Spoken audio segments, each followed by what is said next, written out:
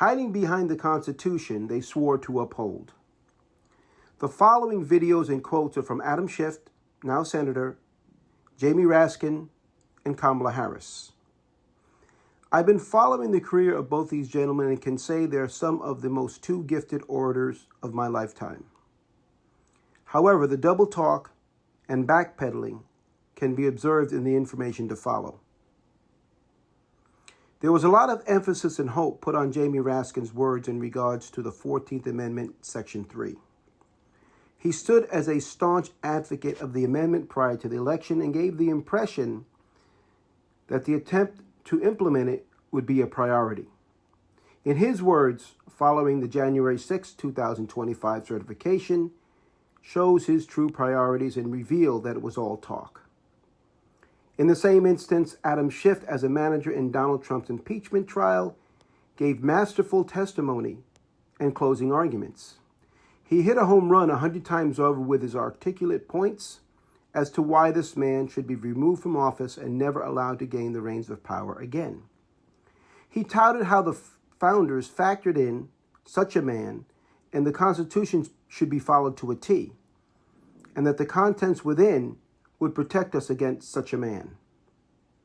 That it was up to members of Congress to stand as guardians to protect our fragile democracy. But when it came time and push came to shove, those gifted orators went silent. As I mentioned many times in my videos, when good men stay silent, bad men multiply. Either wittingly or unwittingly, they have furthered that effort.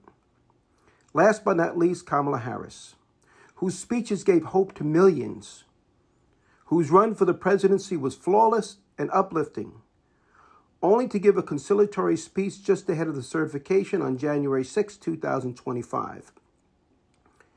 For she was just a shadow of the person that lit up stadiums all across the country.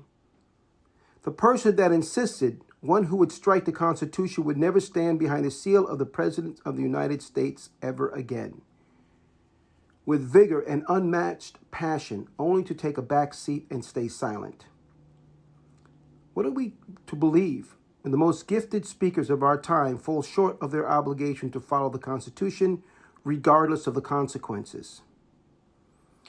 It may not be realized as of yet, but this American experiment may have run its course. And the guardians that claim to protect it have abandoned their posts, turned tail, and ran. What can be put into the Constitution can slip away from you very quickly. And the greatest example going on right now before our very eyes is Section 3 of the 14th Amendment, which they're just disappearing with a magic wand, as if it doesn't exist, even though it could not be clearer what it's stating. And so, they want to kick it to Congress, so it's going to be up to us on January 6, 2025 to tell the rampaging Trump mobs that he's disqualified. And then we need bodyguards for everybody. Like Donald J. Trump. They gave you a remedy, and they meant for you to use it. They gave you an oath, and they meant for you to observe it. We have proven Donald Trump guilty. Now do impartial justice and convict him. I yield back. Our founders understood that a president like Donald Trump might one day grasp the reins of power. An unremorseful, overreaching executive, faithful to himself only, and willing to sacrifice our democracy and national security for his own personal advantage. His pattern of conduct, repeatedly soliciting foreign interference in our elections for his own benefit, confirms that he will stop at nothing to retain his power.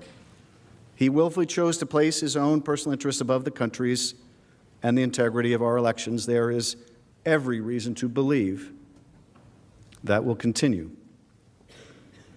He has stonewalled Congress and ordered executive branch agencies, organizations that work for the American people, not for the president, to join in his obstruction. He deployed Mr. Giuliani to Ukraine to continue advancing a scheme that serves no other purpose than advancing his 2020 re-election prospects. He attacked witnesses, public servants, patriots who stayed true to their oath and leveled with the American people about the grave national injury that resulted from the president's misconduct. And he continued to urge foreign nations to investigate American citizens that he views as a threat. The threat that he will continue to abuse his power and cause grave harm to the nation over the course of the next year until a new president is sworn in or until he would be reelected is not hypothetical. Merely exposing the president's scheme has not stopped him from continuing this destructive pattern of behavior that has brought us to this somber moment. He is who he is. That will not change, and nor will the danger associated with him. Every piece of evidence supports that terrible conclusion, that the President of the United States will abuse his power again, that he will continue to solicit foreign interference to help corruptly secure his reelection. He has shown neither remorse nor acknowledgement of wrongdoing. If you can believe that July 25th was a perfect call, that asking for investigations of your political opponents and using the power of your office to make it so is perfectly fine, then there is nothing that would stop you from doing it again.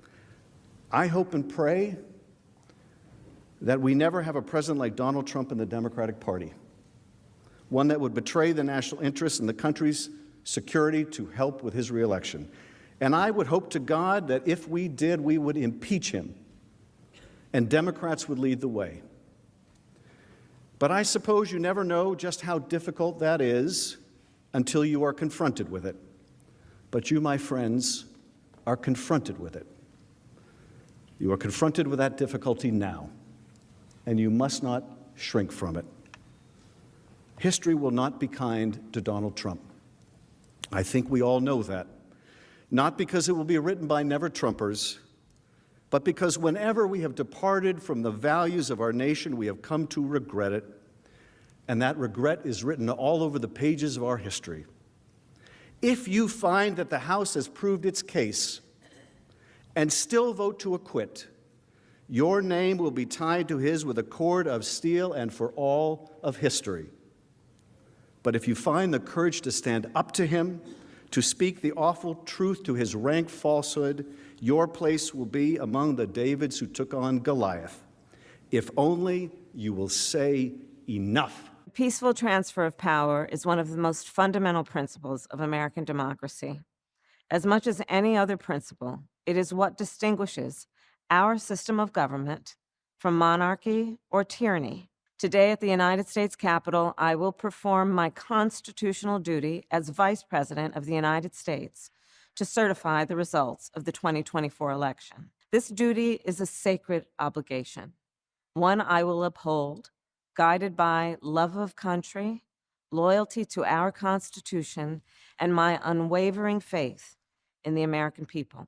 As we have seen, our democracy can be fragile, and it is up to then each one of us to stand up for our most cherished principles and to make sure that in America, our government always remains of the people, by the people, and for the people.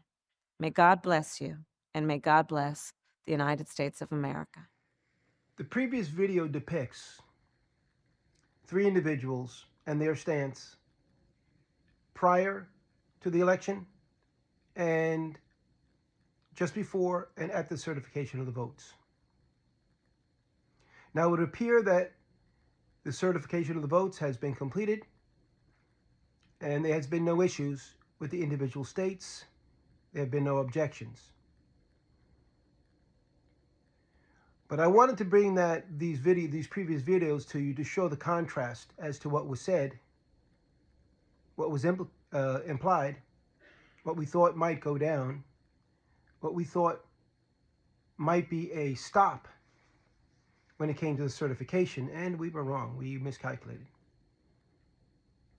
Everyone from Jamie Raskins and his comments on Section 3 of the 14th Amendment, to Adam Schiff and his masterful presentation of what's at stake during the last impeachment, or during the impeachment he was the impeachment manager for. And then there's Kamala Harris. And Kamala Harris was a beacon of light. And the things that she touted and things that she said, only to give a conciliatory speech just before the election, claiming when we go low, when they go low, we go high. It's good for the history books. Doesn't do us any good at this point.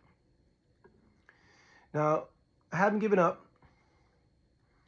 There's still time between now and Inauguration Day. I don't know if what or if anything is planned, what information is out there that can be presented. But we'll see how things go, and we'll take it from there. Appreciate you guys listening. Please repost, and I'll come back at you. Thanks.